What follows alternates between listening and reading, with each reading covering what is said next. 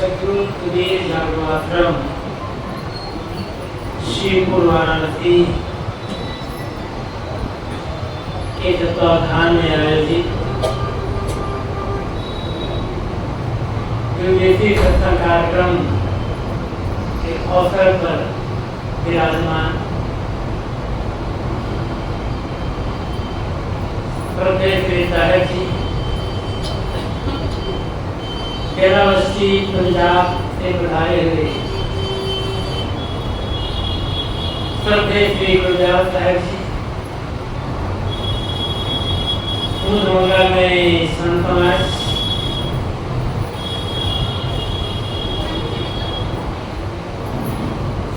दूर दूर से पधारे धर्मानुरागी सज्जनों, श्रद्धा मूर्ति जी,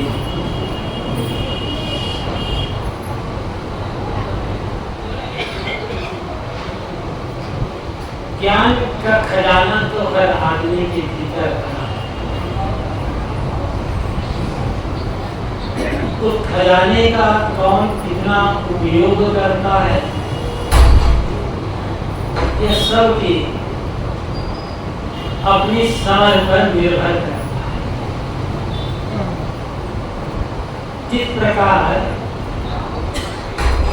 गिनती गिनने मात्र से कोई आदमी धनवान नहीं हो सकता, गिनती करते जाने से गिनने मात्र से किसी को पैसा नहीं मिलता, उसके लिए कठोर मेहनत और संयम की आवश्यकता होती है। इसी प्रकार ज्ञान की पुस्तकें पढ़ लेने मात्र से और ज्ञान का प्रवचन करने मात्र से, ज्ञान की बातें दूसरों को बता देने मात्र से कोई ज्ञानी नहीं हो जाता। ज्ञानी तो वह है प्रवचन करने ना आता हो, बहुत बातें याद में ना हो, स्मरण में ना हो, कि जो ज्ञान को जी रहा और ज्ञान को जीने का अर्थ होता है निश्चिंत मन, निर्भय मन, प्रसन्न और शांत संतुष्ट मन। हमारी अपनी पूंजी क्या है, ये हमें समझने की आवश्यकता है। जीवन का जो उद्देश्य है वो प्राप्त कैसे होगा, ये समझने की आवश्यकता है। मैंने कहा कि ज्ञान की बहुत बातें हम जानते हैं, पुस्तकें भी हम लिख लेते हैं, प्रवचन भी हम कर लेते हैं, किंतु बातें हमारे आचरण में उतरती नहीं है। तो एक प्रकार से ये सारी बातें हवा बनकर की उड़ जाती है। सदगुरु कबीर ने कहा है, गावे कथय विचारे नानी, अमर जाने का दोहा। कहे कबीर पार कर दे बिना तब पाहन भीतर होगा। ज्ञान की बातों को गाते हैं, कहते भी हैं, सुनाते भी दूसरे को, किंतु विचार करके स्वयं आचरण नहीं करता है।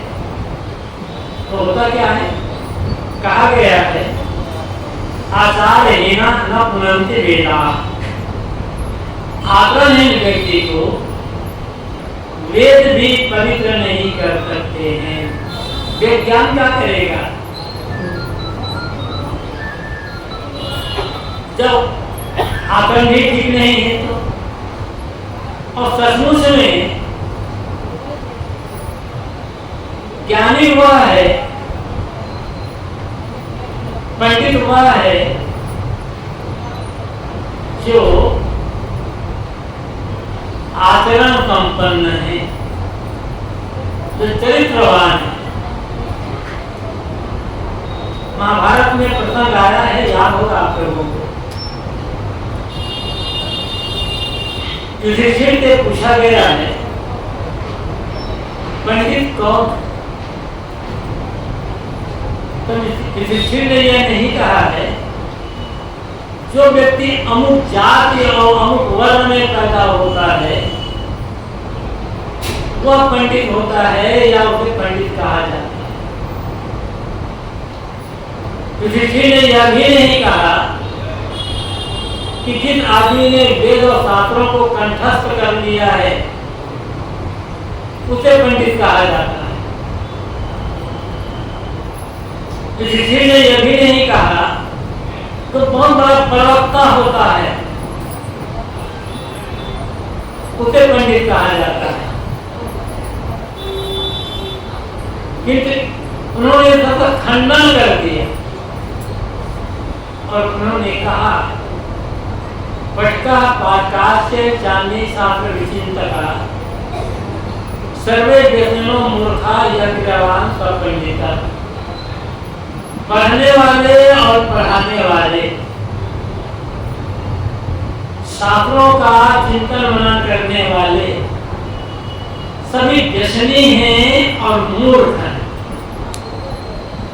सब तो पढ़ रहे हैं और पढ़ा रहे हैं। यही देख लो, यहाँ कुछ लोग पढ़ा रहे हैं, कुछ लोग पढ़ रहे हैं। और जो व्यक्ति अभी पढ़ा रहा है वही पढ़ने वाला भी हो जाता है, जो पढ़ने वाला पढ़ाने वाला भी हो जाता है। युधिष्ठिर कहते हैं ये पढ़ने पढ़ाने वाले, कहने सुनने वाले सब व्यसनी हैं और मूर्ख हैं। एक प्रकार का व्यसन है बस। हम कह सकते हैं अच्छा व्यसन है, दुर्व्यसन नहीं। बीड़ी, सिगरेट, गांजा, भांग, शराब, कबाब इनका सेवन करना दुर्व्यसन है। किंतु ज्ञान की बातें कहना, सुनना, पढ़ना दुर्व्यसन नहीं है, व्यसन है। और व्यसन से जीवन का उत्थान नहीं होता है। युधिष्ठिर क्या कहते हैं, ये पढ़ने पढ़ाने वाले सब के सब व्यसनी हैं और मूर्ख हैं। तो बचा कौन? पंडित कौन?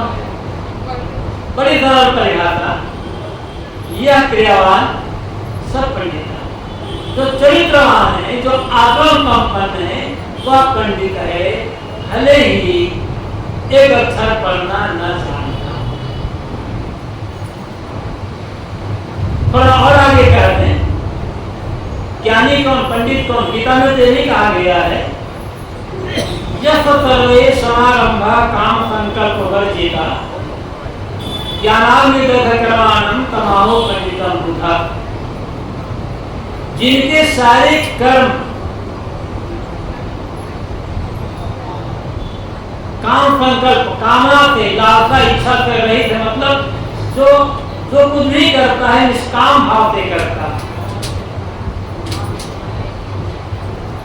और अपने पूर्व के कर्मों को जिन्होंने आत्मज्ञान की आग से ध्वंस कर दिया है, यह सब पूर्वे न पश्चात।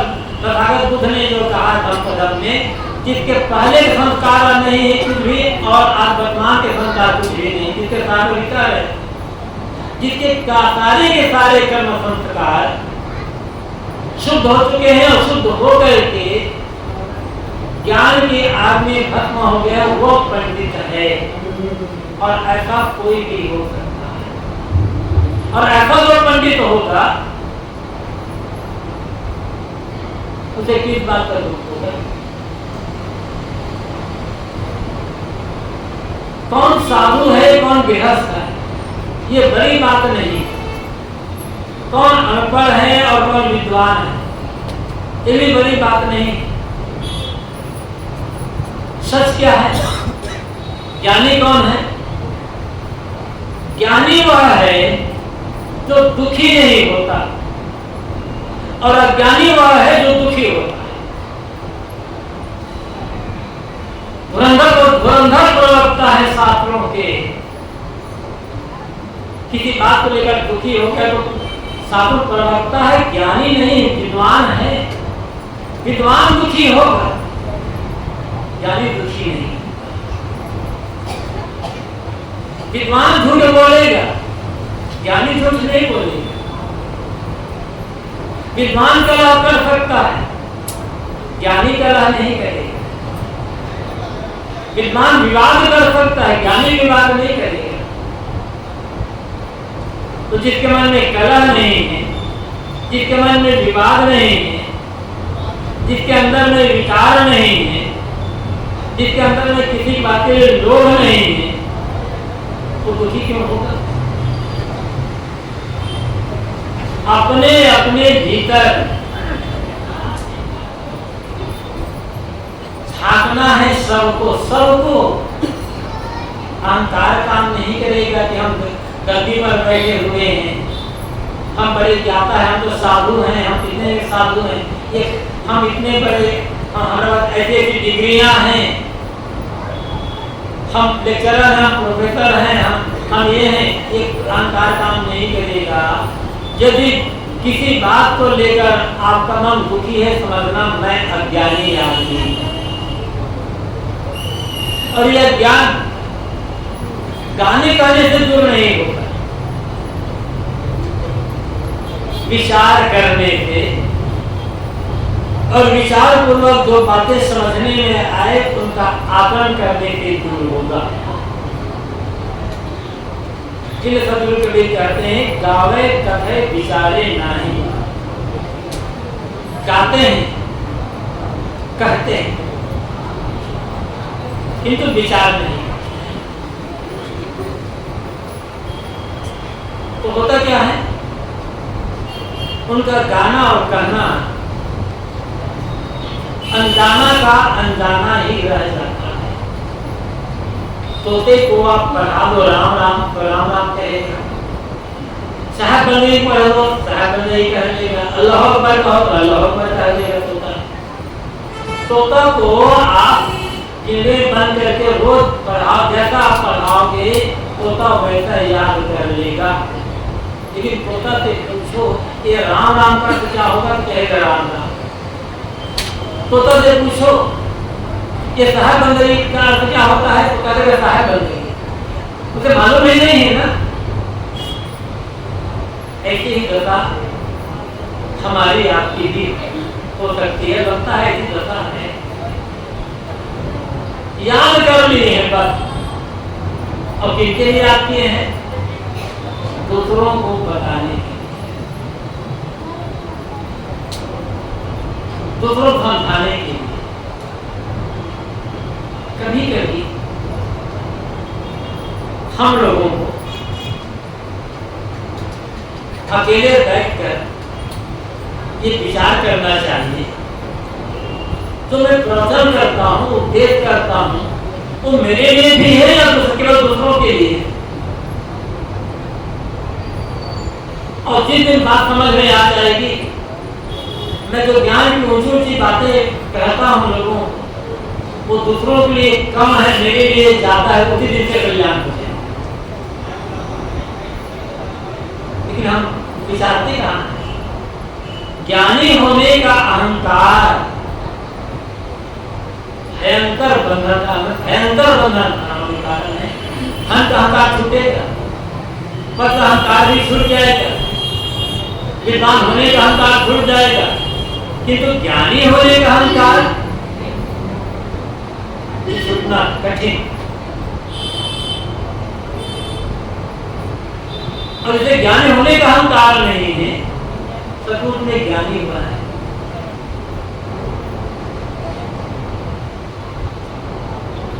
ज्ञानी हुआ नहीं है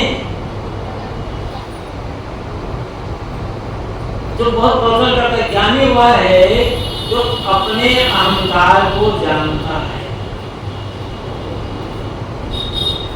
अपने अहंकार का ज्ञान, ये जरूरी है। फिर कोई दुखी नहीं रहेगा ना, फिर तो निरंतर हम आगे आगे बढ़ते चले जाएंगे। सदगुरु कबीर ने क्या कहा? करो विचार जो सब दुख जाए। दुखी है, हर आदमी दुखी है, हर आदमी दुखी। नानक दुखिया सब संसार। गुरु नानक देव जी कहते हैं दुखिया तो सब संसार है, सारा संसार दुखी। पूछा हुआ किसी ने, आप कहते हैं कि सारा संसार दुखी है, तो कोई तो सुखी होगा। हाँ है, तो सुखी तो है। तो सुखी कौन है? सुखी हुआ जो नाम आधार, तो नाम का आधार लेकर के, तो नाम का मतलब अमुक नाम का नहीं। संत परंपरा में नाम की बड़ी महिमा है, लेकिन वो कौन सा नाम है? कभी साहब ने भी कहा है ना, एक नाम है जगत प्यारा। संसार भर के लोगों को एक नाम सबसे प्यारा है। तो कौन सा नाम सबसे प्यारा है लोगों को? राम मानने वाले को राम नाम प्यारा है, कृष्ण मानने वाले को वासुदेव नाम प्यारा है, और किसी को ओम नाम प्यारा है, किसी को शिव नाम प्यारा है, किसी को अल्लाह अकबर नाम प्यारा है, किसी को ईशी नाम प्यारा है, किसी को कुछ और नाम प्यारा है। एक नाम तो प्यारा नहीं है। वो एक नाम तो है जो सतगुरु कबीर कहते हैं कि एक नाम है जगत प्यारा। इसके लिए गुरु नानक देव जी कहते हैं सुखी वह है जो नाम का धार लेकर के रहता है। वो नाम क्या है? कौन सा नाम फलता भगवत को प्रिय है? साहब कहते हैं वो नाम किसी दूसरे का नाम नहीं, वो नाम बाहर का नाम नहीं। साहब कहते हैं एक नाम में निज के निज का नाम। अब आपका निज का नाम क्या है? अब अपने को क्या मानते हैं? हमारा जो नाम है, जैसे शरीर का नाम धर्मेंद्र दास है, तो ये नाम ये शरीर का नाम है, क्या मेरा नाम नहीं है। जब जन्म हुआ है तब शरीर का नाम नहीं था।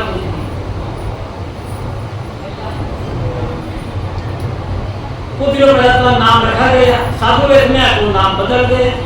तो जो नाम बदलता हो वो हमारा नाम कैसे होगा? आप कौन है?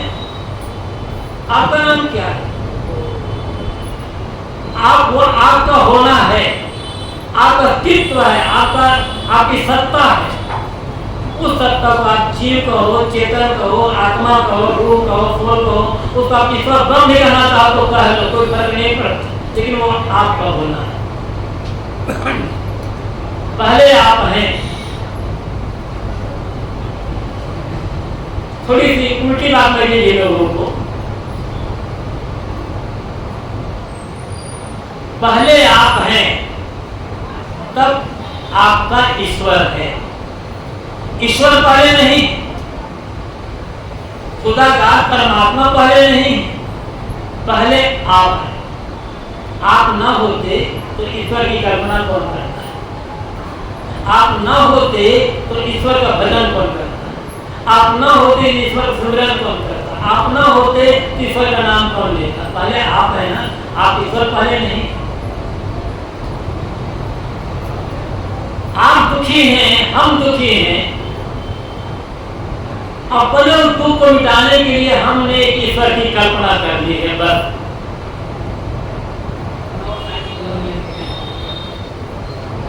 और हम दुखी ना होते तो ईश्वर की क्या जरूरत थी?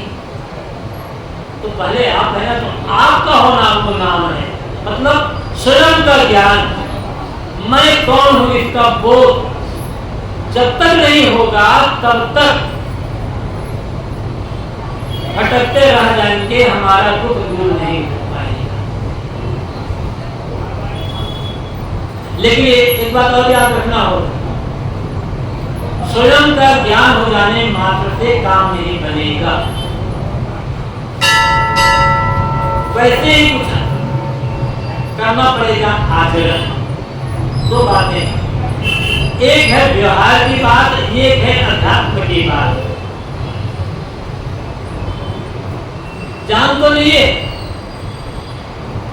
कि मैं कौन हूं। आत्मज्ञान हो गया, आत्मबोध हो गया। यदि आत्मबोध होने मात्र से दुख मिलता तो अब तक हमारा दुख दूर हो गया होता, लेकिन हुआ तो नहीं। दुखी कभी भी है। सदगुरु कभी क्या कहते हैं, तनधर सुखिया को कौन देखा, जो देखा तो दुखिया। इस संसार में शरीर धारण करके मैंने किसी को भी सुखी नहीं देखा, जिसे देखा दुखी देखा। पूरा संसार में उदय अस्त की बात का मौसम का किया विवेका। जहां से सूर्य उगता है वहां से लेकर जहां सूर्य अस्त होता है वहां तक मैंने पूरे संसार का विवेक करके देख लिया है। शरीर धारण करके कोई दुखी, कोई सुखी नहीं, कोई सब के सब दुखी हैं। नाना साहब यही कहते हैं। नाना दुखिया सत्संग था। गीता में कहा गया है, दुखालय शाश्वतम। जो दर्शन के ऋषि कहते हैं दुख में सर्वम विवेकिना, वो स्वामी जी कहते थे अन्य विचार रमणीय सदा संसार भयंकर भारी। सब तो दुखी कर रहे हैं, तो सुखी होने का कोई रास्ता है या नहीं है? कोई सुखी हो सकता है या नहीं हो सकता? कभी से पूछा गया, आप कहते हो सब के सब दुखी हैं, तो कोई तो सुखी होगा। हाँ है। नाना साहब ने दूसरा ढंग उत्तर दिया था, तरीके सबके अलग अलग होते हैं। सदगुरु कबीर साहब ने दूसरे ढंग उत्तर दिया। तब सदगुरु कबीर से पूछा गया कि कोई सुखी है या नहीं? हाँ सुखी तो है। सुखी है तो कैसे सुखी है, कौन सुखी है? साहब कहते हैं सुखी संत मन जी। संसार में सुखी कौन है? संत सुखी।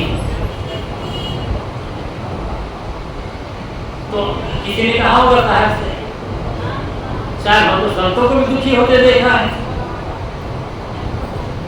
और एक कोई संत सुखी तो कैसे सुखी है? मन जीता, मन को जीत। कहते हैं संत सुखी हैं मन को जीत करके। तो साहब पूछा किसी ने कि साहब कौन संत सुखी है? संत की परिभाषा क्या है? लाल कपड़ा पहनने वाले संत हैं कि सफेद कपड़ा पहनने वाले संत हैं कि नंगे रहने वाले संत हैं कि बाल मुड़ा लेने वाले संत हैं कि जटा रखने वाले संत हैं? संत कौन? तो ये संत की परिभाषा नहीं। तो संत कौन है?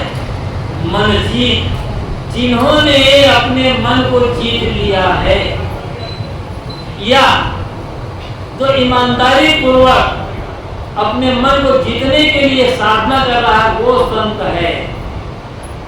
उन्हें कोई हलाली कहता हो, अज्ञानी कहता हो, संसारी कहता हो, कोई फर्क नहीं पड़ेगा।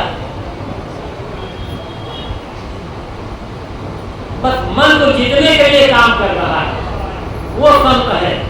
कपड़ा चाहे हमारे हो जैसा पहना हो, चाहे आपके जैसा पहना हो,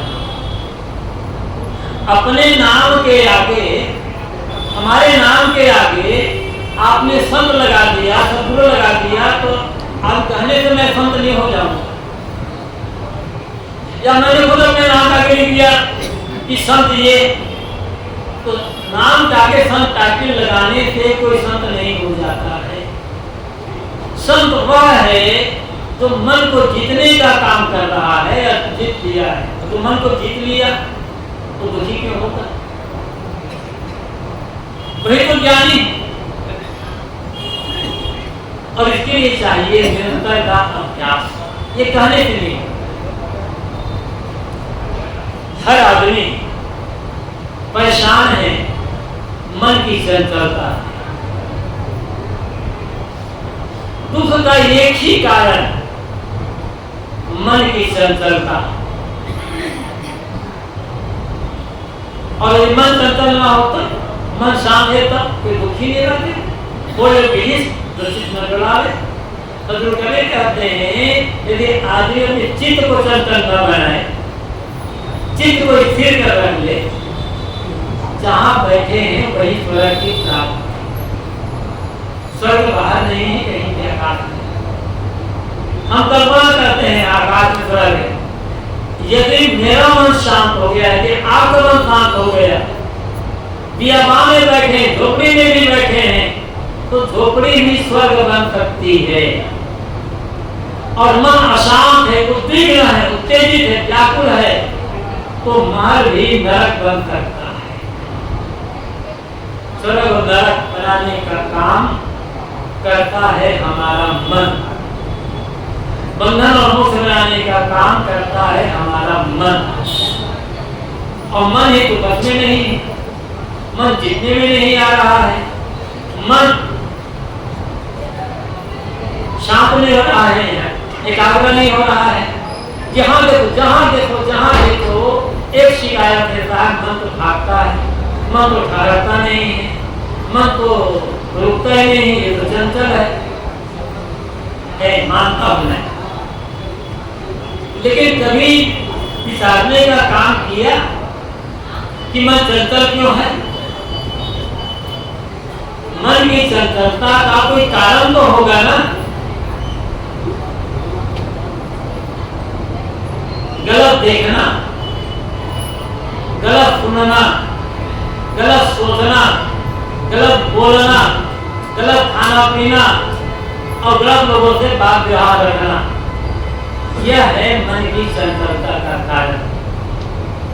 देखना सही, सुनना सही, बोलना सही, खाना पीना सही, सोचना सही हो, मन चंचल क्यों होगा? सब तो हमारे गलत है ना। छांदोग्य उपनिषद में नारद को आत्मज्ञान देते हुए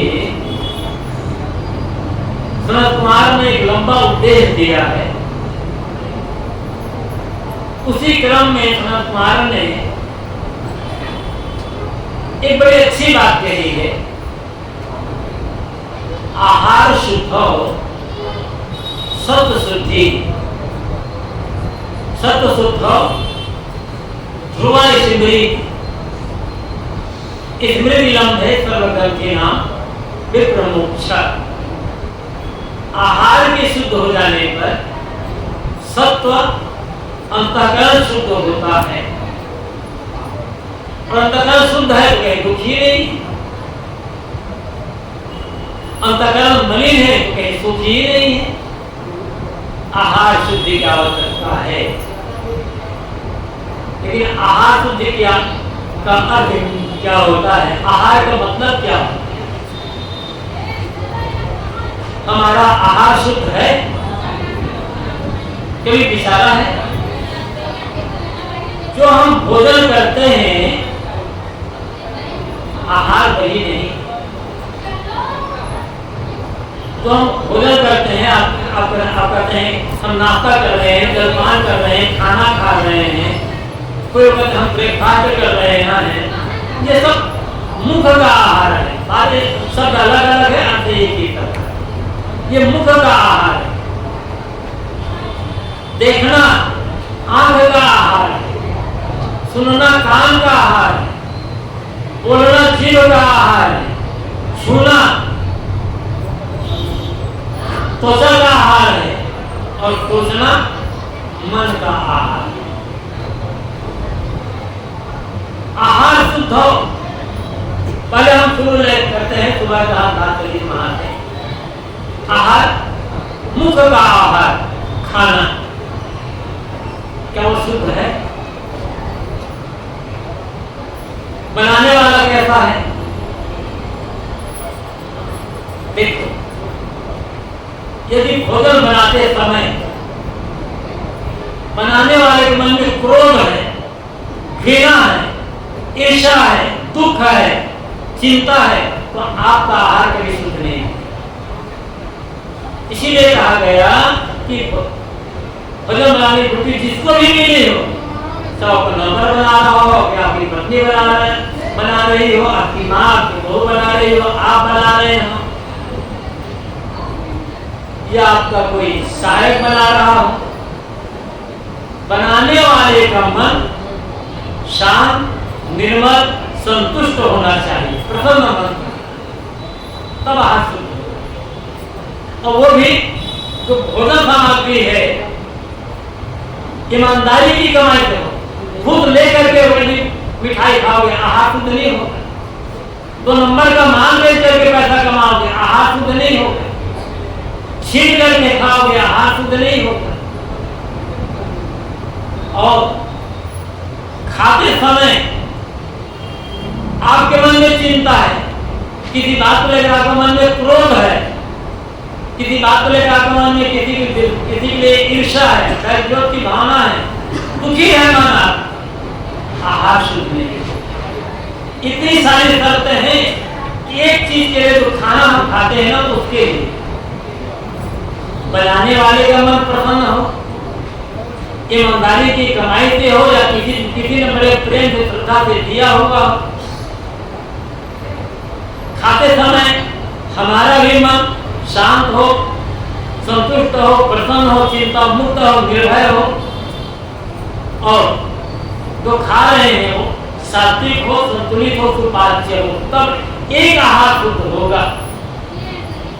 जैसा खाए अन्न वैसा बने मन, कहते हैं ना।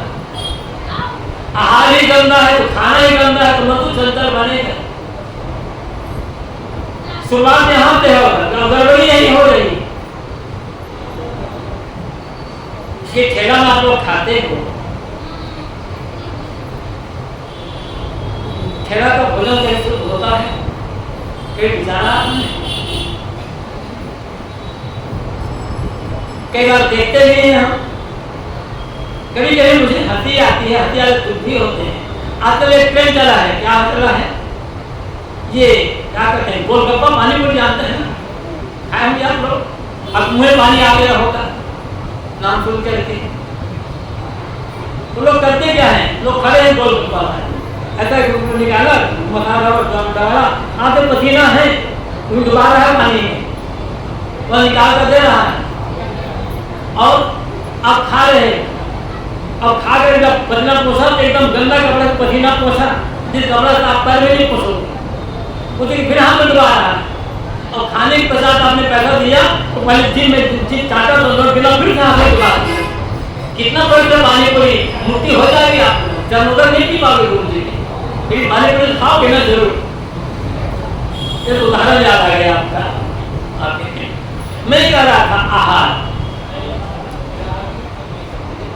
आप भोजन हमारा शुद्ध देखना, आप का आहार। किसी को देखकर मन में वासना तो नहीं आ रही है, किसी को देख करके मन में विकार तो नहीं आ रहा है, किसी उन्नति देख करके मन में ईर्ष्या तो नहीं आ रही है। देखना ही गलत है आपका, मन कहाँ से शुद्ध होगा। आंख का जो आहार है देखना है। किसी रोगी को देखे, नाक और निकल लिए, घृणा गई मन में, देखना सही कहाँ है। दुखी को देख करके, रोगी को देख करके दया का भाव आ जाए, मन में प्रेम का भाव आ जाए, तब देखना सही होगा। तब मन में चंचलता नहीं आएगी।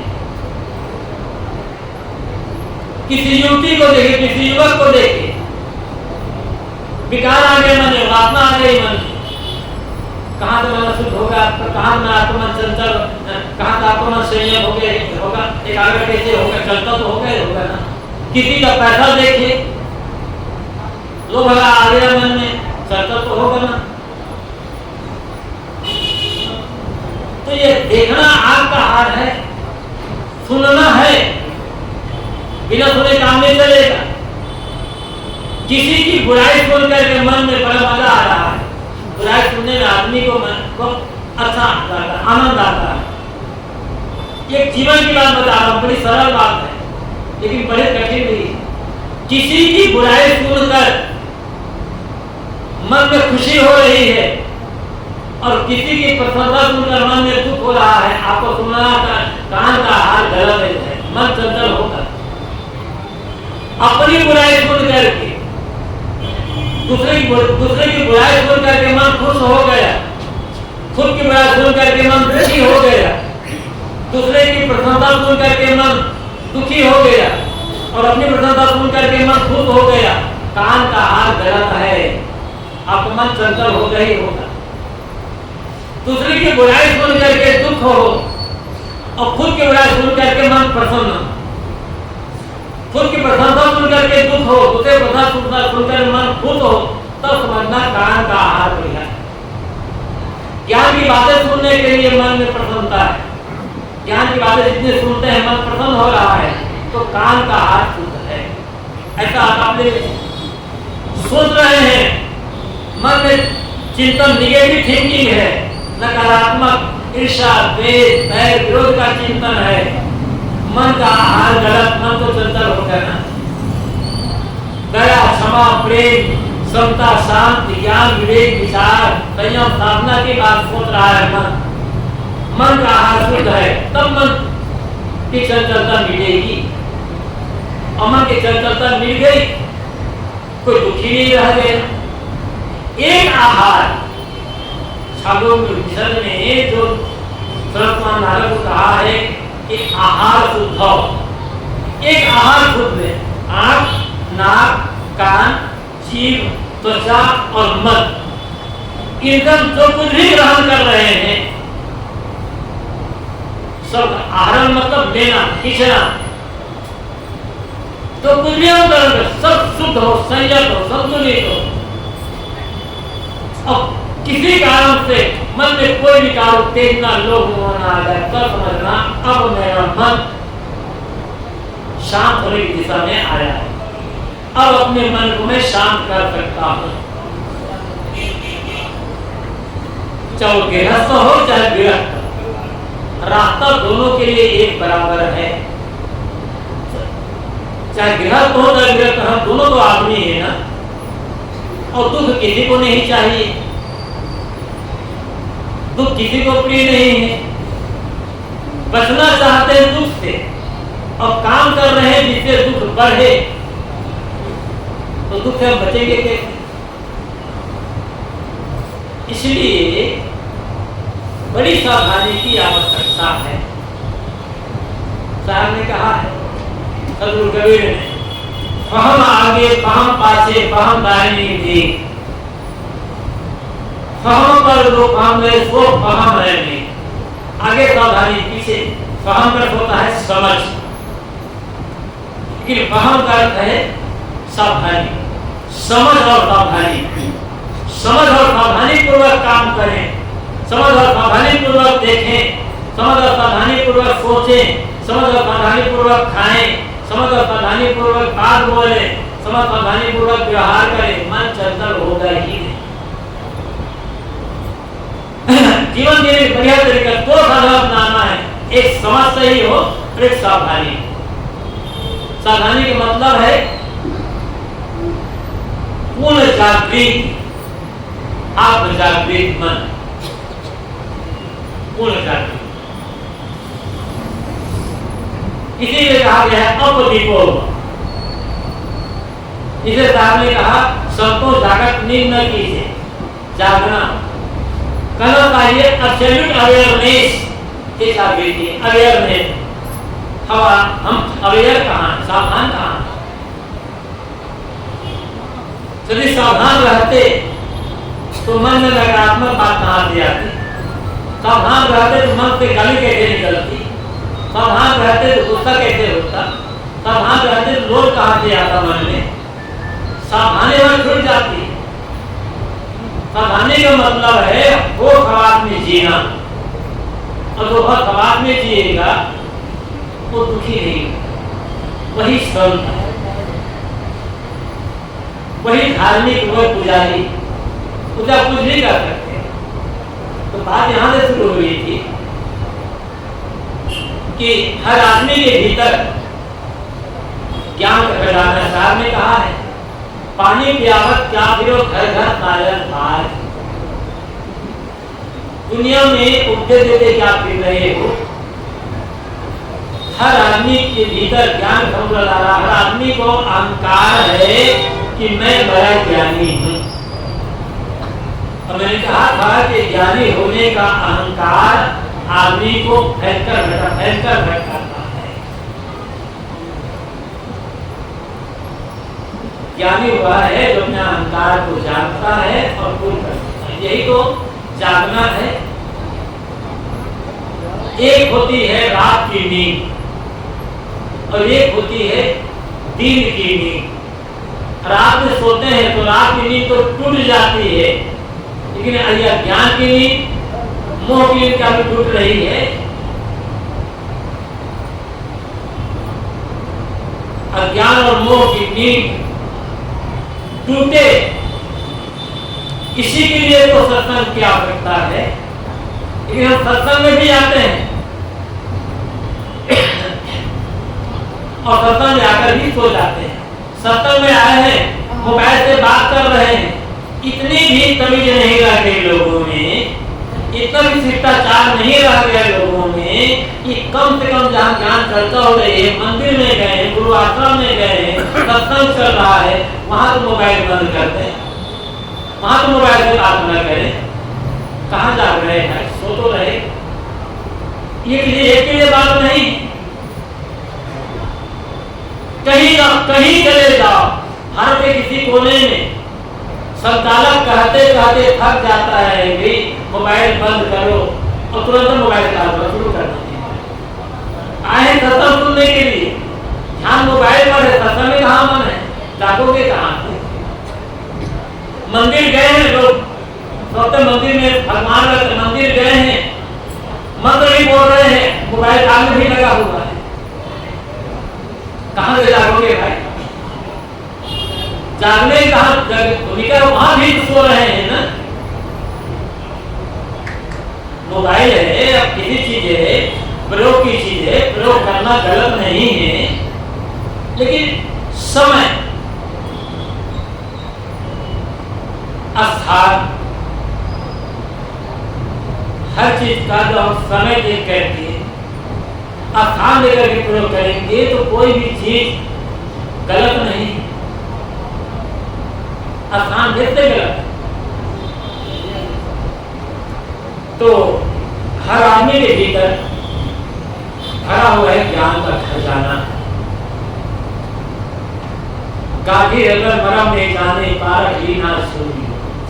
हर आदमी के कांच में रत्न है, और रत्न क्या है? ज्ञान का रत्न है। वो रत्न आत्मा का रत्न है, जीव का रत्न है, विवेक रत्न का सकते हैं। इसे सामने भी कहा, रत्न का जतन मारी का श्रृंगार। उस रत्न के रत्न करना क्या है? उपयोग करना। हर बात में विवेक, हर बात में विवेक, हर बात में विवेक। बोल रहा हूँ क्या बोलना उचित है? खा रहा हूँ क्या खाना उचित है? सोच रहा हूँ क्या सोचना उचित है? यही है आत्म जागृति। और जो आत्म जागृत हो गया,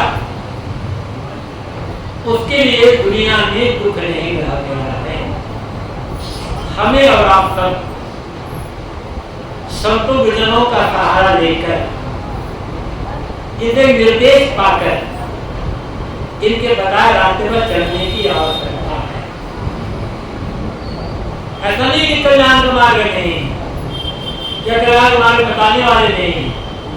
हम चलना नहीं चाहते, जानते हैं ये रास्ता कल्याण का रास्ता है, किंतु उस रास्ते को छोड़ देते हैं। राम विचारी क्या करें? पंथी न चले विचार, आपन मारा छोड़ के चले फिरे उजाड़ उजाड़, अपना रास्ता छोड़ दी।